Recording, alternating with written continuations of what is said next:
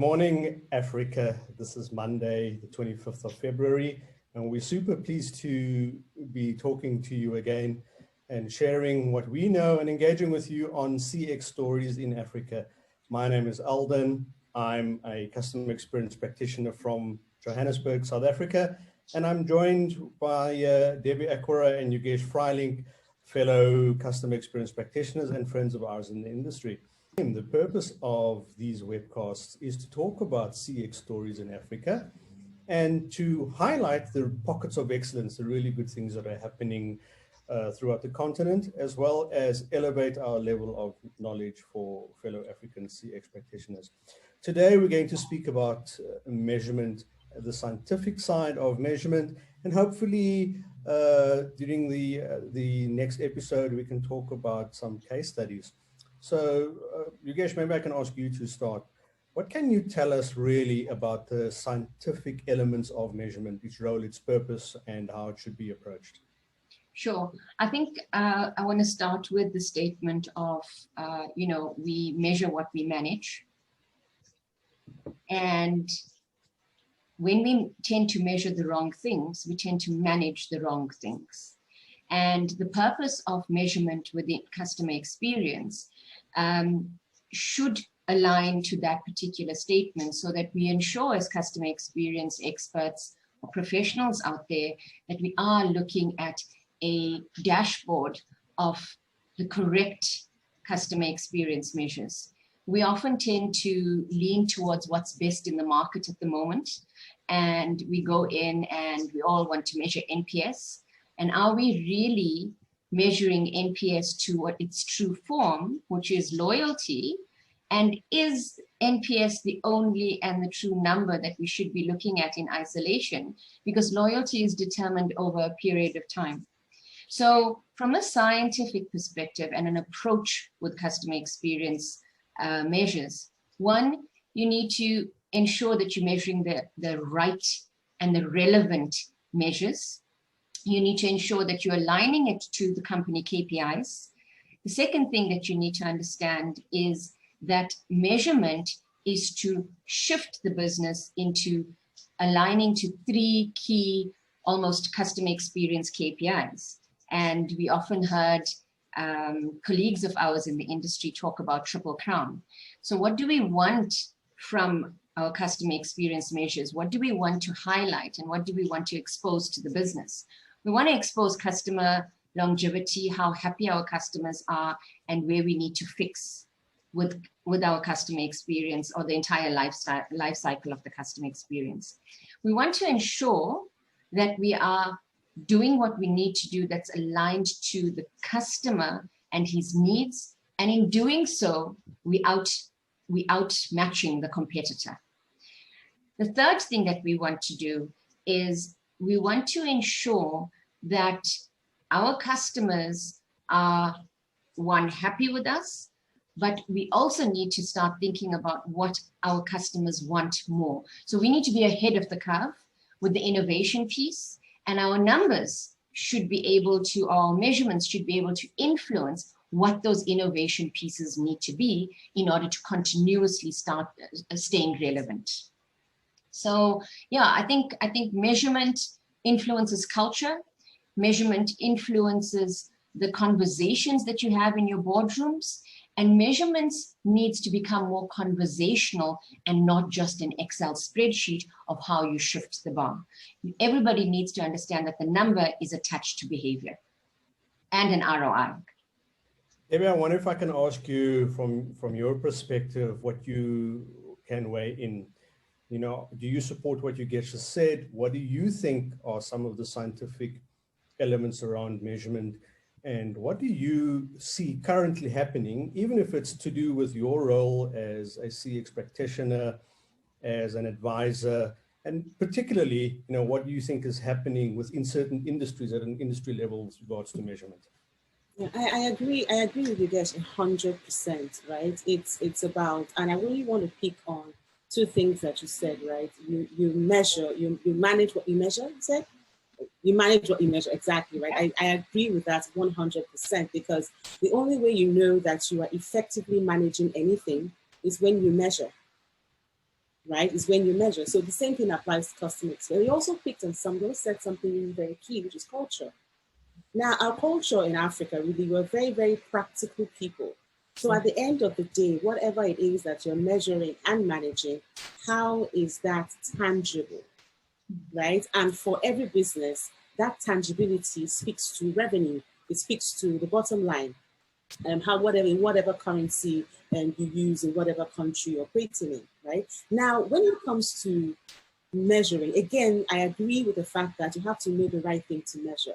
Now, different businesses are on different journeys, right? And I would take your question from two angles. One, from the angle of understanding what even is the right metric for your company.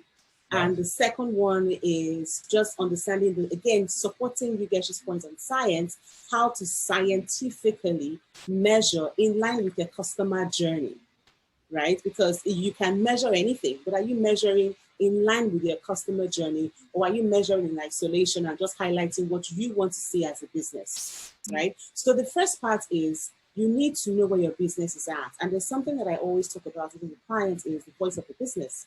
You start with knowing the voice of the business. In 2021, what does your business want to achieve? And it could be different things. It could be, we want to achieve improved employee experience. We want to have increased product adoption rates by customers. We want to increase service adoption rates. We want to increase customer retention. It could be so many things. But the first place to start is, what is the voice of the business? What is the business saying? What is the business priority for 2021? Now, when you understand that, which means you as a CX professional or consultant, which we are, it starts with, finding that problem, right? So when we identify, let's say in this case, for example, it's a product and product isn't doing so well, and you have spent so much money designing that product, you haven't gotten any revenue back. That's the focus for the business. That's fine.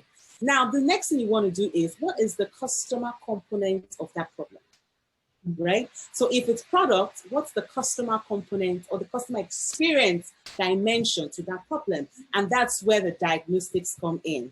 Yeah. Okay, let's get in there and let's see what the situation is. And this brings me back to Yogesh's point about measuring the right thing. So you are now going to look at my second point, your customer's journey. And if you have not defined your customer's journey, you cannot measure customer experience holistically. So you start from defining how do customers even, what's our design process like? How did we even come up with this process in the first place, right? What were the customer needs, fears, aspirations? Did we see or did we discover that led to design of the product? And then move from that into, okay, how did customers even hear about the product? Right? What kind of information did they get when they heard about the product that led to adoption? Now, when they adopted or bought or made payments, bought the product, you're thinking about, okay, so how did they even use the product, right? Do they use the product the way it has been designed? Or did they use the product the way it best suited their personality types, the fear, the need, the problem that led them to buying that product in the first place? And then for those who used it, did they need help? Yeah. How easy did they get help? What was the quality of the help that they got? Now, after help, did they keep using the product? After the product usage cycle ended, did they buy? Are they likely to buy? Now, you can look at three different customers in this bucket, right? You can look at those who bought and stopped buying. You can look at those who are within your portfolio that never even bought in the first place, right? They just stopped at that point of engage. And then you can look at those who bought, still buying, and just understand the dynamics, right? That when you understand all of that, if you design your questions, I'm always very particular about questions, how you design your questions. If you design your question, you would see the gaps in that product. And then you can flag to the business, to Yogesh's point about the dashboard, you can flag to the business, yes, you want to improve adoption, but these are the bottlenecks from a customer experience perspective. If we can address these things, and we measure, it's highly likely we would increase adoption. Yeah. Now, when you begin to have this, and this is again, is about the holistic picture, and that's who we are as Africans, right? We like the bigger picture. At the end of the day, what comes to me?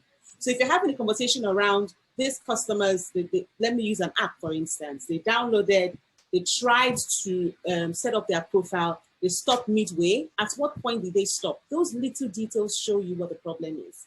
And you can predict that if you improve this, this would likely increase, because data is, for some reason, doesn't lie when you get it right. Absolutely. Thank you for sharing that with us. So what I've really heard from the both of you is that there is a science, and there are some important aspects and some important components from a scientific perspective as it relates to measurement that need to be addressed. What I've also heard from you, especially Debbie, is consider the objective, the business problem, the reason for why you have measurements in place. Because if you start to measure the wrong thing, you will start to make progress and see shifts in the wrong behaviors. The third thing that I heard you say is measure in line with the customer experience journey, right? So once you understand these are the targets that you want to have that matter in business, like Jean Bliss wrote in her book, you know, treating customers as assets, looking at the number of customers you gain and lost in terms of value and volume, those sort of really tangible asset-linked ways of measuring customer behavior, but in a customer journey-led fashion. So I think that is quite key, so that we can start to see how the customer experience components measure back or link back to the hardcore business metrics. So I think really for today around the science, that's where we would end. We would like to reach out to the wider African CX community to engage with us either on social media, whichever platform suits you. I'll ask Debbie and Yogesh now to share their various LinkedIn profiles. But we would love to chat to you about case studies. What's working for you? What is not working for you? What are some of the best examples on the African continent that relate to measurement in customer experience, so that when we get back to you and release another webcast in the next couple of days, that maybe we can be chatting to you about CX in your world, measurement in your world, and how you are a great case study for Africa. Debbie, do you have a preferred way for people to reach out to you via email or social media? I think LinkedIn is fine. That's where I'm most active, actually. So it's just Debbie Akwara. Check my profile, DEBBIE, and then AKWARA. Thank you very much. And Yogesh, how should people reach out to you for coming on the webcast? Sure, Eldon. Through the LinkedIn page, I think would be great. If you can find me, it's Yogeshri Freilink. And you can also find me under the CX group, which is the company profile, and we can speak to each other there. Eldon, I want to challenge the viewers to say, you know, in your case study, we want to start seeing more than just one number, but a multitude of numbers feeding into one dashboard, and then eventually a one number. But I think there's progress as to where we need to go to.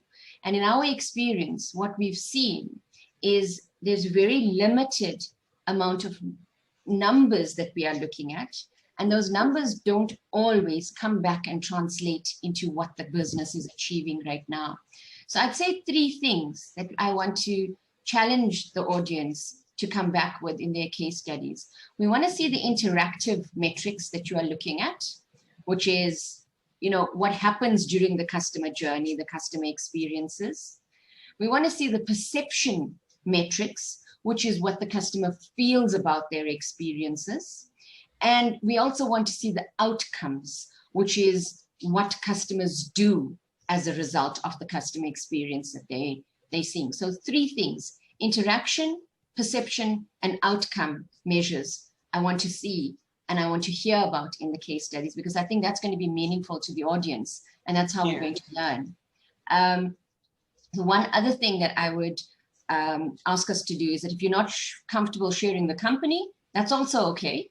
We just want to learn from your experiences. We're not wanting to, this is not to learn about the brand or where the brand is. It's about learning within our customer experience fraternity how we can get things done differently and better and smarter.